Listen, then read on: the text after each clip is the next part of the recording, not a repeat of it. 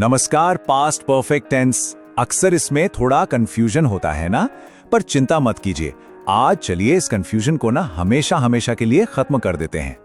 तो सबसे पहला सवाल, और सच कहूं तो सबसे जरूरी सवाल भी यही है कि ये पास्ट का पास्ट आखिर है क्या भला। इसी एक आइडिया में आप समझिए पूरे टेंस का राज छिपा है। तो देखिए, पास्ट परफेक्ट टेंस का इस्तेमाल तब होता है जब हम पास्ट की दो घटनाओं के बारे में बात कर रहे हों, और ये टेंस हमें उस एक काम के बारे में बताता है जो दूसरे काम से भी पहले खत्म हो गया था। ये हमेशा इस सवाल का जवाब देता है कि भाई पहले क्या हो चुका था। तो बस इसे याद रखने का सबसे आसान तरीका यही है, पास्ट का पास्ट, बस पास्ट परफेक्ट टेंस। इतना दिमाग में बिठा लीजिए, समझो आधा काम तो आपका यहीं पर हो गया। अच्छा, थ्योरी तो समझ आ गई, अब चलिए इसके प्रैक्टिकल साइड पर आते हैं, मतलब इसे बनाते कैसे हैं। और अच्छी बात यह है कि इसका फॉर्मूला ना बहुत ही सिंपल है। बस हैड के साथ वर्ब की थर्ड फॉर्म, जिसे हम V3 भी कहते हैं, वो लगानी है। अब जरा इस स्लाइड पर नजर डालिए। स्ट्रक्चर कितना सीधा साधा है ना? अगर एक पॉजिटिव या अफर्मेटिव सेंटेंस है तो हम कहेंगे she had finished her work. Negative बनाना है, अरे बस नॉट लगा दो, he had not reached home। और अगर सवाल पूछना है यानी इंटरोगेटिव बनाना है तो had को उठाकर सबसे आगे ले आइए, had they completed the task। सबसे मजेदार बात क्या है, तीनों में had और V3 अपनी जगह पर हैं, बिल्कुल नहीं बदलते। ठीक है, तो बनाना तो हम सीख गए, पर असली सवाल तो अब आता है कि इसका इस्तेमाल करना कब और कहाँ है। तो चलिए तीन सबसे कॉमन और जरूरी सिचुएशंस को समझते हैं। देखिए, मोटे तौर पर इसे तीन जगहों पर इस्तेमाल किया जाता है। पहला, जब पास्ट में दो काम हुए हों। दूसरा, रिपोर्टेड स्पीच में। और तीसरा, उन कंडीशनल वाक्यों में जिनमें इफ या अगर आता है। और ये स्लाइड देखिए सबसे कॉमन यूज को कितने अच्छे से समझा रही है।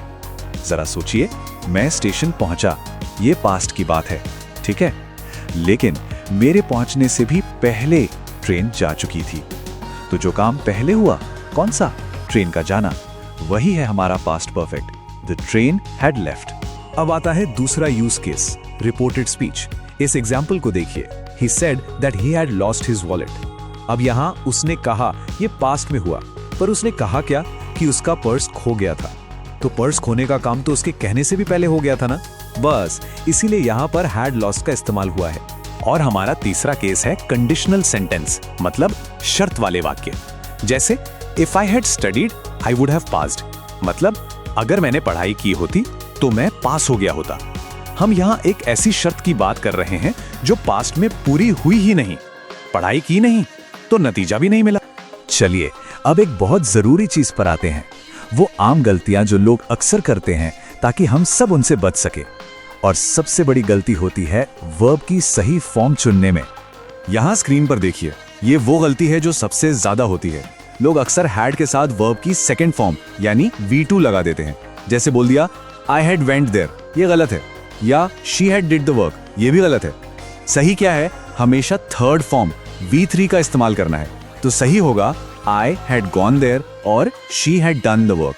तो गोल्डन रूल क्या है, बस एक लाइन में याद रख लीजिए, हैड के साथ हमेशा, और मैं फिर कह रहा हूं हमेशा, वर्ब की थर्ड फॉर्म यानी पास्ट पार्टिसिपल ही आएगी। बस ये सबसे जरूरी नियम है, इसे मत भूलिएगा। चलो भाई, अब किताबों से बाहर निकलते हैं और इस ग्रामर को असली जिंदगी से जोड़कर देखते हैं। अपनी रोज की बातचीत में ये कहां और कैसे काम आता है ना?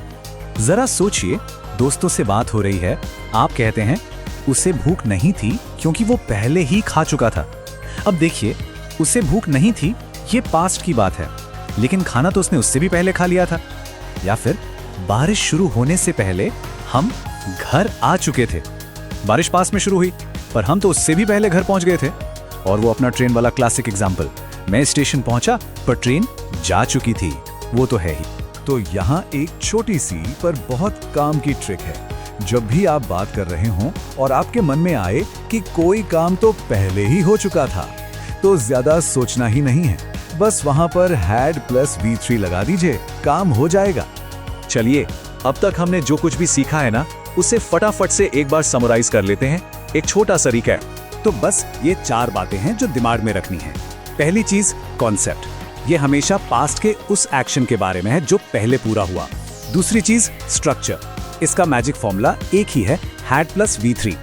तीसरी चीज इसका यूज, ये पास्ट की दो घटनाओं, रिपोर्टेड स्पीच और कंडीशनल सेंटेंस के लिए परफेक्ट है।